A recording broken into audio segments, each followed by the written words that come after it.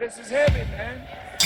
Minister Malcolm, when you broke with Elijah Muhammad back in March, you said it was because the black Muslims were too narrowly sectarian and inhibited, and because Elijah Muhammad had become blindly jealous of you and the personal following you had gathered. I said the first part, but the last part, I didn't say that Elijah Muhammad himself had become blindly jealous. I mentioned that it was his family and the officials in Chicago. Everything that I said always was designed to protect Mr. Muhammad himself, primarily because the image that he had created was the image that enabled his followers to remain strong in faith and things of that sort, and I didn't want to see any adverse effect or negative result develop in the faith of all of his followers.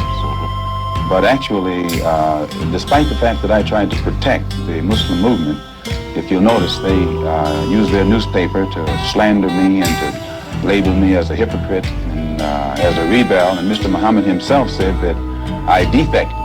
Well, in reality, I never even left the Muslim movement. They put me out, and they put me out because of what I knew, and what I knew was told to me by Mr. Muhammad's son, Wallace Muhammad himself. They put me out and they put him out. Well, now, first of all, let's find out what it is that Wallace Muhammad, Elijah Muhammad's son, told you. Well, number one, if you notice, the stick that I always used in presenting, representing, and defending the Muslim movement was the fact that it had the ability to reform the morals of the so-called Negro community. It eliminated drug addiction, alcoholism, fornication, adultery, loose sexual behavior, which meant that it eliminated bastard babies, illegitimate children. Well, as long as I knew that this was what it represented and it gave me a strong stick, I could represent it and defend it. But we had a law which was that whenever any Muslim became involved in any kind of sexual relationship with someone to whom they weren't married, that person would be brought before the Muslim community, humiliated, and then isolated for from 1 to 5 years. This was our law. Well, in 1954, a teenage sister left Detroit and became one of Mr. Muhammad's personal secretaries. And there in the Chicago office, she became pregnant after being there for a year. And she was brought before the Muslim community and humiliated and isolated. And a year later, another secretary, this time one from Lansing, Michigan, came to Chicago. She also became pregnant. She was brought before the community and humiliated and isolated. And because the other person was never brought forth during this court session, it was concluded by all of Mr. Muhammad's followers that it was a non-Muslim who was the other party. Well, we grew so rapidly until that in 1957 or 58, the secretarial staff was expanded to, I think, 8 teenage sisters. In 1959, 6 of them disappeared. 2 of them reappeared in Philadelphia about 2 or 3 months later, and they were all right. The other 4 reappeared in 1960. All 4 of them had babies. All 4 of them had become involved with someone and become pregnant and had these children. So it was, from what I now know, when the 4 of them got back to Chicago and began to compare notes, they found that the same man had told all of them the same story and had made all of them pregnant, that the same man was the father of all 4 of their children and had also been the father of the children brought forth by the 2 secretaries who preceded them. So this story was kept among these sisters until 1962. 2 of them rebelled against the person who was responsible and began to tell the story all over the city of Chicago. It caused many of the Muslims in the Chicago mosque to leave and go back out in the street. They knew it, and I knew nothing about it until 1963 when Mr. Muhammad's son, who had been in prison, came out, and he had been a minister, and he was very religious and spiritual, and when he began to hear these rumors around Chicago, he went to one of the sisters, and the sister admitted to him that the rumor was true, and it was he who first told me about it.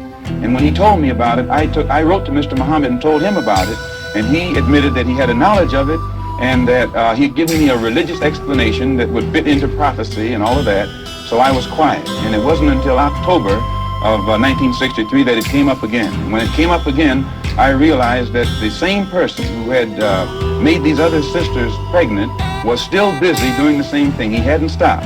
two of the sisters had two children by the same man.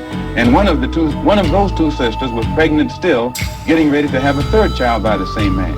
So when it was known among the Chicago officials that I had a knowledge of this, they became very fearful of me. They became very antagonistic toward me, and they had to do something to diminish the authority that I had, for fear that if this became public knowledge, the followers would leave the Muslim movement and follow me. And it was at that time that they used the statement that I made against President Kennedy as a pretext to cut my authority, and some other things happened that finally produced the split, or forced the split. And when I made the split, the only reason that I didn't make this public knowledge was I knew the implications, and I felt that if the Muslims who were in the Nation of Islam knew it, that which enabled them to be so strongly religious and exercise moral discipline would be shattered, and it would cause all of them to go right back and start doing the things that they had been doing previously. Who is the father of all of these various children whom you have enumerated? The first one to tell me who the father was Wallace Muhammad, and he told me that the father was Elijah Muhammad himself. One of the sisters, he went to the home of one of the sisters, and when he walked in the door, she said, "I want to let you see something." And she showed him her child. She said, "Here's your brother, and your father is the father of this child." And then I questioned the sisters myself, because I was shook up. And they admitted to me that Elijah Muhammad was the father of their children. And I took it to him. And it was at that time he told me that he was Muhammad, the prophet, and that Muhammad had 9 wives. He also told me that he was David. He was the modern David, and that he was the modern Solomon, and that it was meant for him to fulfill today all of the things that they did back there. And how many of these illegitimate children did he father with the sisters? Well, he made 6 sisters pregnant. They all had children. 2 of those 6 had 2 children. One of those 2 is having a child right now. I am told that there is a 7th sister who is supposed to be in Mexico right now, and she's supposed to be having a child by him. For one thing, when you first separate from your wife, it's a physical separation, but it's not psychological. You still have feelings for her, and you protect her. But after the physical separation has taken place for a while, it becomes a psychological separation. It was the same way with me and the Muslim movement. When I first separated, it was a physical separation, but my feeling was still there. And it was only after my trip into the Muslim world and my pilgrimage to Mecca that I really was able to exercise the objective approach to it that enabled me to see that something had to be done to bring this to light. Otherwise, a whole lot of innocent people would be killed needlessly. Well, these revelations that you are now making about Elijah Muhammad, what effect should they have on his following? Well, I very much doubt that any of his followers who really are aware of what he has done would continue to follow him. He may try and justify it by saying that he's a Muslim, and that a Muslim has a right to these wives. If this were the case, these sisters should not have been humiliated. These sisters have been looked upon for the past 5 years, or 6 years, or 7 years as being guilty of having committed fornication. They have been debased. They have been degraded. I have heard him himself refer to them as having disgraced him. So if they were his wives, he should have given them a position of respect so that all of his followers would respect them, and that they would have the protection of his followers today. Well, do you feel that you then perhaps now should take over the leadership of the black Muslims? No, I have no desire to take over the leadership of the black Muslims, and I have never had that desire. But I do have this desire. I have a desire to see the Afro-American in this country get the human rights that are his due. I believe that the Islam religion is the best religion for our people because it creates unity, and it gives one dignity and racial confidence and all of these things that are necessary to make a complete human being. Are you not perhaps afraid of what might happen to you as a result of making these revelations? Oh yes, I probably am a dead man already. What do you mean? When you understand the makeup of the Muslim movement and the psychology of the Muslim movement, as long as I myself, by having confidence in the leader of the Muslim movement, if someone came to me and I had no knowledge whatsoever of what had taken place, and they told me what I'm saying, I would kill them myself. The only thing that would prevent me from killing someone who made a statement like this, they would have to be able to let me know that it's true. Now, if anyone had come to me other than Mr. Muhammad's son, I never would have believed it, even enough to look into it. But I had been around him so closely, I had seen indications of the reality of it, but my religious sincerity made me block it out of my mind. Have you received threats on your life? Oh, yes. I first received threats on my life in December.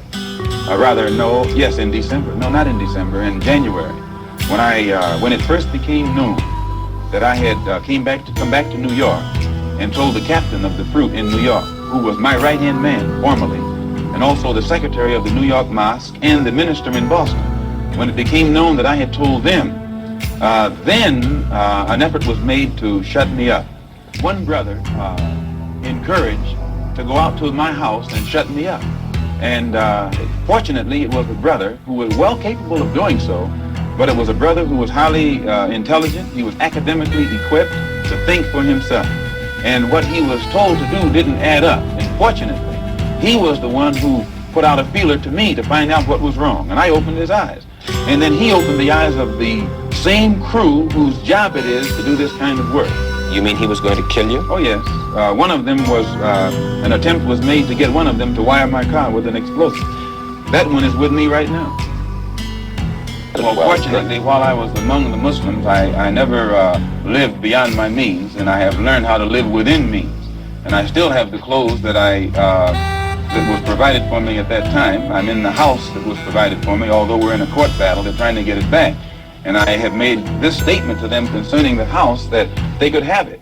If they would take me back, if they would permit me to come before the Muslim movement, the rank and file, and explain or defend myself against all of the charges that they've made against me, they could have the house.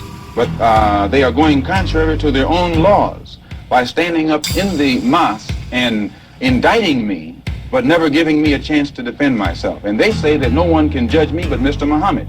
In this case, Mr. Muhammad can't sit as judge because he's involved in the case. Elijah Muhammad says of the Muslims, we carry no arms, and we do not seek to win victory with arms. We do nothing to others that we would not have done unto us. The two brothers were sent after me with revolvers by Joseph, the captain of the fruit in New York. They were armed. When a Muslim is attacked, and you find this to be the pattern, when the Muslims were attacked in Monroe, Louisiana, Elijah Muhammad gave no signal to anybody across the nation to come to the defense of their brothers. When our brothers were attacked in Los Angeles, again, Elijah Muhammad gave no signal to anybody to come to the defense of those brothers. Never have the Muslims anywhere in the country gotten any kind of instruction from the national office or headquarters on how to defend themselves when they are attacked by outsiders. The only time the Muslims have ever been given any instructions to commit violence is when that violence is directed against a fellow Muslim. His followers are violent against Negroes. Against Negroes? Yes, his followers will go out and attack another Negro like they will attack me. Or they will brutalize a fellow Muslim who breaks the law. But you don't find those same followers going out and becoming involved in the Negro struggle in any way whatsoever. Now, the violence that he accuses me of is my tendency to want to participate in the struggle of the Negro at all levels. This is what he calls violence. One question before we go further with that. Has Wallace Muhammad left the black Muslims? Wallace Muhammad was put out of the Muslim movement right along with me. As far as you are concerned, you will accept the fealty, if you will, of any Negro, anywhere, under any conditions. You have to define fealty. Well, you won't want them to give you their loyalty. Not me, their loyalty. I'm not seeking for the loyalty of any Negro, but I am seeking that for Negroes to learn how to be loyal to themselves. And when the Negro learns how to be loyal to himself, our problem is pretty well solved. Bullshit!